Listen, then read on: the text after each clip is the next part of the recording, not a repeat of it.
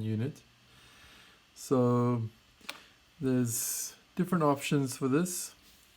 All of them will look like this.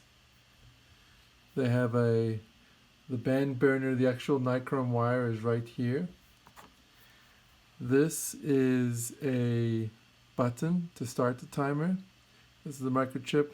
This is a little switch to switch from charging mode, CHG, to fly mode. So right now it's in charging mode, so you can just see it's asleep. If I flip that switch, this little yellow light comes on that tells you the timer is awake. And you can see that this red light is flashing, so it's ready to fly. To start the timer, you would just press this little white button. You will see a little double flash. And now it's counting down. 5 seconds. And you saw a little puff of smoke there as the burner fired. Some other features here. This one has a built-in battery, so the battery is soldered directly into the board, so there's no need to unplug or plug batteries. It has a little JST jack here that is for a remote start switch. So this is the remote start switch with a cable.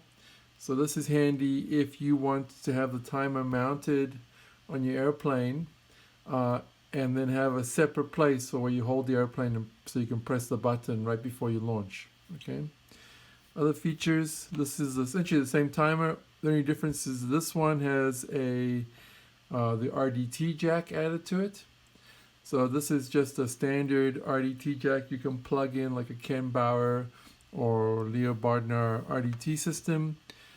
Plugs into that. Again, you can have a cable leading off to your RDT receiver, or you could have it plugged directly in. I could solder this on the front side of the board so it sticks up sort of outside the airplane, or it can be on the inside of the board so that it's inside the airplane. You can mount this as 2 mounting holes, a mounting hole there in that corner and a mounting hole in this corner.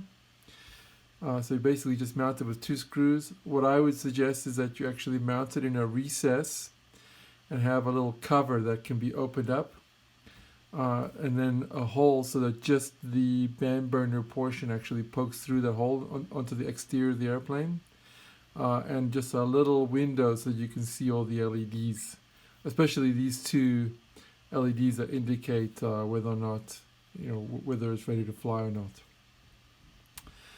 So this is essentially the same thing. I can switch it on here. You'll see that you get the yellow light.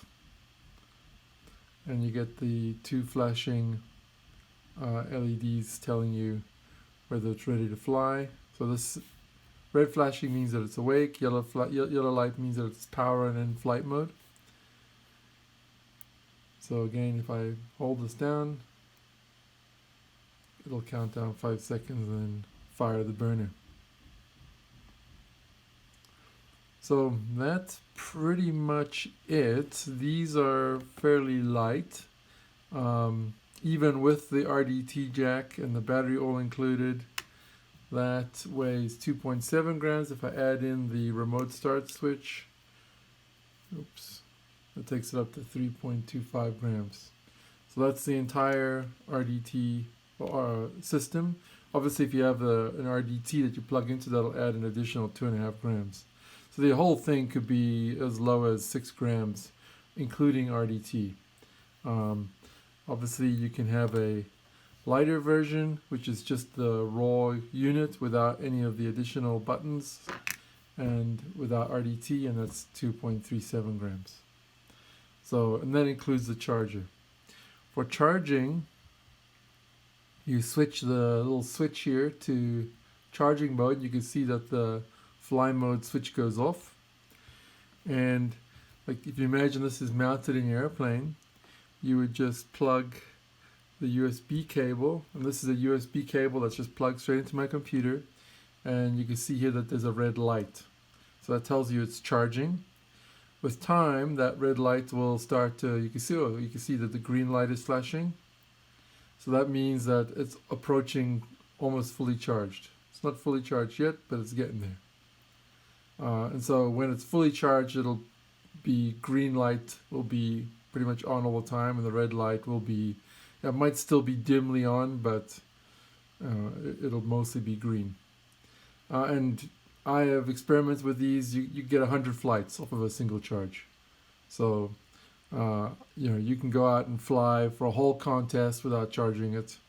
You could fly probably a good chunk of your flying season without charging one of these.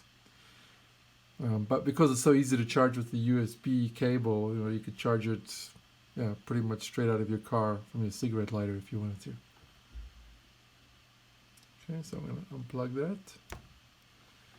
So that is the timer. I will plug this guy in just to show you that the system works even with the remotes.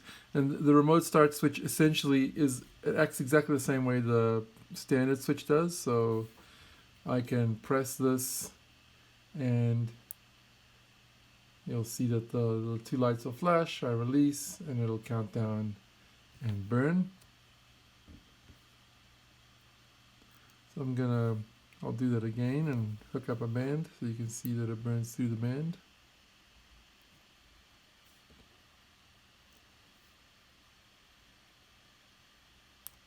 There you go. So little rubber band, dental band, burns through. So this is the convenience of this timer is that it has the charger built in. I think that's the main thing. So you don't have to worry about unplugging the battery or anything like that. You can have this permanently mounted in your model.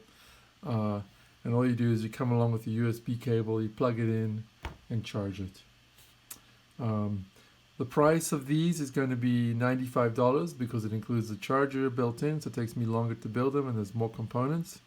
And the battery's all included in there. There will be options on my site to choose to have the RDT jack included and to tell me which side you want it, whether you want it sticking out the front or the back. There will be an option to add a remote start switch cable and to specify how long you want this cable to be.